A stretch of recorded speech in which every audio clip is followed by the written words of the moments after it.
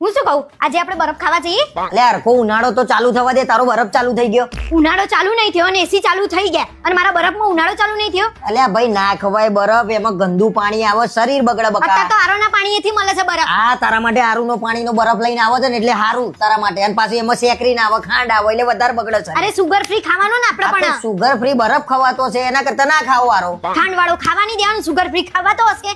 નાટક બધી રીતે ચાલુ હોય. કેમિકલ વાળા કલર ને બલર ને બધું એ બધું અત્યારે તો નેચરલ મળે છે. તરબૂચના ટુકડા હોય, દ્રાક્ષ હોય અંદર, પછી કેરીના ટુકડા હોય.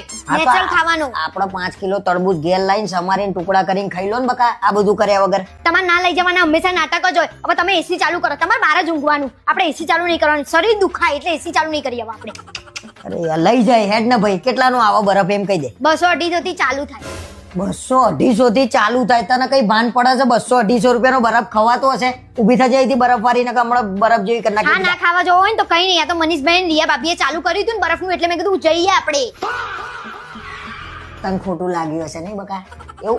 એવું ખોટું નહીં લગાડવાનું. લેડ એમના ત્યાં જ તને બરફ ખાવા લઈ જાય અને દરરોજ બરફ ખાવા એમના ત્યાં જઈશું પણ આપણે. તમે તો એવું નતા કહેતા ગંદુ પાણી હોય. અરે શરીરને અમુક ટાઈમે ગંદુ પાણી આપવાનું, એટલે એને ટેવ પડે ગંદા પાણી નહીં ખાવા પછી પડે. સેક્રીન હોય, ખાંડ હોય. અલ્યા ખાંડ થી જો સુગર હંમેશા શરીરને આપવાનું, શરીર એમને એમ ના ટકે. પછી એમ કહેતા તો મોંઘું પડે. મોઘો કેમ ન પડે?